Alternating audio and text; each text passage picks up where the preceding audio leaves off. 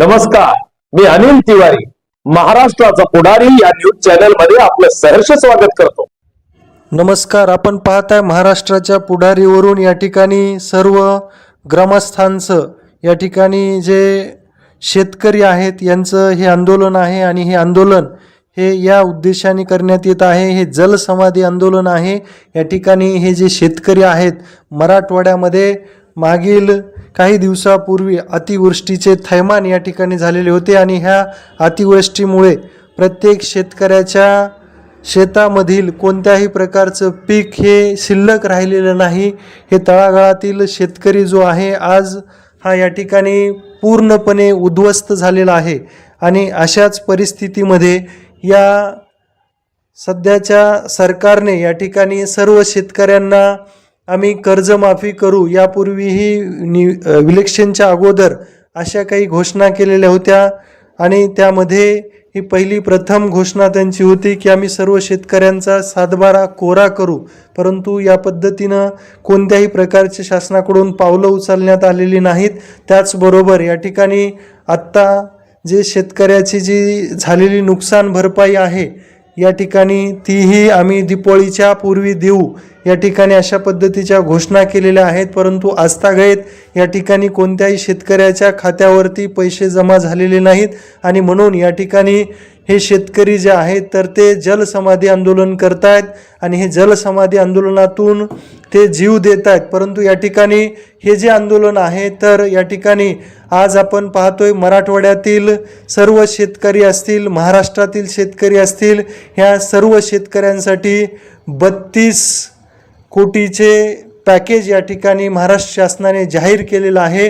परंतु या ठिकाणी जे गायरान जमीनधारक शेतकरी आहेत, ह्या गायरान जमीनधारक शेतकऱ्यांचा जो प्रश्न आहे तर तो हा तसाच रेंगाळलेला आहे, जेणेकरून ह्या गायरान जमिनीधारक शेतकऱ्यांनी आपल्याकडं स्वतःच्या मालकीच्या कुळकायदा असलेल्या जमिनी नाहीत, परंतु या ठिकाणी सरकारने हे सर्वसामान्य गोरगरीब जनता जे आहे, गोरगरीब लोक आहेत, त्यांना त्यांचा उदरनिर्वाह भागावा, या ठिकाणी 2 वेळचं अन्न त्यांना मिळावं या उद्देशाने त्यांना गायरान जमिनी देण्यात आलेल्या आहेत। परंतु ह्या गायरान जमिनीमध्ये हे जे काही त्यांनी पीक पेरलेलं होतं तर ह्या अतिवृष्टीमुळे ह्या पिकाचं अतोनात नुकसान झालेलं आहे।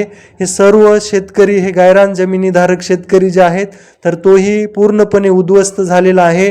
त्याच्या ह्या गायरान जमिनीमध्ये त्यांनी जो पीक पेरलेलं होतं, लावणी केलेली होती, तर त्याच्यामध्ये कोणत्याही प्रकारचं प्रशासनाने कोणतीही दखल न घेता या ठिकाणी त्यांचे कोणत्याही प्रकारचे पंचनामे न करता या ठिकाणी त्यांना या ठिकाणी उपासमारीची वेळ त्यांच्यावरती आलेली आहे की दिवाळीसारखा सण हा मोठ्या उत्साहामध्ये शेतकऱ्यांनी साजरा करावा या पद्धतीचा हा सण आहे। परंतु या ठिकाणी त्या शेतकऱ्यांच्या डोळ्यामध्ये अश्रू आपल्याला पाहायला मिळत आहेत, कुठेतरी घरामध्ये लेकरांच्या किंकाळ्या ऐकायला मिळत आहेत। हे स्वतःच्या 2 वेळचं अन्नाची सोय, पोटाची सोय कशा पद्धतीने हे शेतकरी करणार हा या शेतकऱ्यांच्या समोर प्रश्न उभा राहिलेला आहे। म्हणून या ठिकाणी हे शेतकरी गायरानधारक शेतकरी जे आहेत तर जीवाच्या आकांताने या ठिकाणी एकवटून यांनी प्रशासनाकडे मागणी केलेली आहे की बाबा आम्हाला ह्या काही जमिनी दिलेल्या, परंतु यातून आमची जी काही उपजीविका भागणार होती,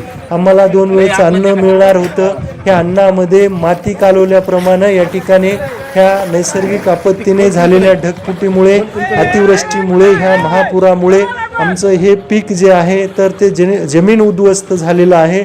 म्हणून आमची शासनाला मागणी आहे की आमचे हे तातडीने पंचनामे करण्यात यावेत। आमच्या ह्या गायरान जमिनीमध्ये जे पीक पेरलेलं होतं ते पूर्णपणे उद्ध्वस्त झालेलं आहे, वाहून गेलेलं आहे आणि म्हणून आम्हाला याचे पंचनामे करून आमचे जे काही नुकसान भरपाई आहे ते ती दिली जावी। त्याचबरोबर आम्हाला पूर्ण वर्षभराचं अन्नधान्य जे आहे तर ते याच्यातून मिळणार होतं, आमचा उदरनिर्वाह याच्यातून भागणार होता, तो आम्ही आता कशातून भागवावा हा आमच्या समोर प्रश्न आहे, अशी हे सर्व शेतकरी मागणी करतायत। म्हणून त्यांनी हे जलसमाधी आंदोलन या ठिकाणी चालू केलेलं आहे आणि या ठिकाणी तहसीलदार जे आहेत तर तहसीलदारही या ठिकाणी घटनास्थळी दाखल झालेले आहेत। सर्व पोलीस प्रशासनही त्या ठिकाणी हे बचाव कार्य करतंय। ह्या सर्व आंदोलकांना सूचित करतोय की ही अशी कठोर पावले तुम्ही उचलू नका, माघार घ्या, आंदोलन तुम्ही थांबवा. परंतु या ठिकाणी सर्व शेतकरी जे आहेत हे आंदोलन मागे घ्यायला तयार नाहीत, कारण त्यांची एकच मागणी, जोपर्यंत प्रशासन आमची सोय करत नाही, आमची सोय लावत नाही, तोपर्यंत हे आंदोलन आम्ही मागे घेणार नाही. ही आक्रोशाची मागणी हे प्रशासनाकडे हे सर्व शेतकरी करतायत. पहा या ठिकाणी लाईव्ह या ठिकाणी हे दृश्य आपण पाहताय. आमचे प्रतिनिधी या ठिकाणी घटनास्थळी गेलेले आहेत. सदाशिव पवळ आणि नवनाथ खरात यांनी या ठिकाणी थेट आढावा या ठिकाणी घेतले. नमस्कार. महाराष्ट्र पुढारी बीड आणि तालुका शिरूर या ठिकाणचं हे तळं आहे. या ठिकाणी पूर्ण शेतकरी स्वतःचे त्यांचे सोयाबीनचे पीक वायाला गेलेले आहे आणि तुरीचे पीक सुद्धा वायाला गेलेले आहे. तर फार मोठ्या नुकसान झालेले आहे शेतकऱ्याचे. तरी शासनाने ह्याच्याकडे बिलकुल लक्ष दिलेलं नाही. तरी ह्यांना डायरेक्ट तळ्यात बुडायचं का काय असा मोठा प्रश्न घडलेला आहे. तरी ताबडतोब तहसीलदार साहेबांनी ह्यांच्या पंचनामा करण्याची फार गरज आहे.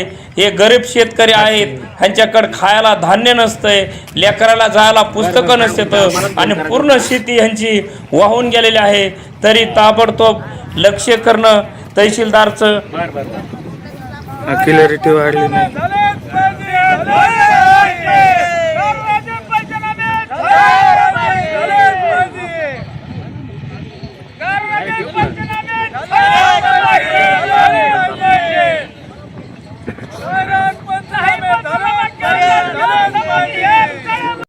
आपण पाहिले हे जलसमाधी आंदोलन जे आहे, तर ह्या घटनास्थळी या ठिकाणी आपल्या प्रतिनिधींनी आढावा घेऊन या ठिकाणी ही संपूर्ण माहिती दिलेली आहे. आणि यामध्ये ह्या जलसमाधी आंदोलनाच्या माध्यमातून सर्व शेतकरी आक्रमक झालेले आपल्याला पाहायला मिळत आहेत. आणि यामध्ये जे सहभागी शेतकरी आहेत त्याच्यामध्ये प्रामुख्याने या ठिकाणचे जे काही सरपंच आहेत ते राधाकिसन तुपे, त्याचबरोबर गायरान जमीनधारक या ठिकाणी सर्व समिती, त्यांची जी काही परिषद आहे त्यातील वेगवेगळे पदाधिकारी, त्याचबरोबर या ठिकाणी मोहन बडे, शिवाजी बडे, त्याचबरोबर या ठिकाणी रोकडे, बबन बडे, तुळशीराम गायकवाड, त्याचबरोबर या ठिकाणी सदरील शेतकरी जे आहेत तर त्याच्यामध्ये प्रामुख्याने अर्जुन गायकवाड, धर्मराज बडे, त्याचबरोबर रसूल शेख इत्यादी पदाधिकारी आणि सर्व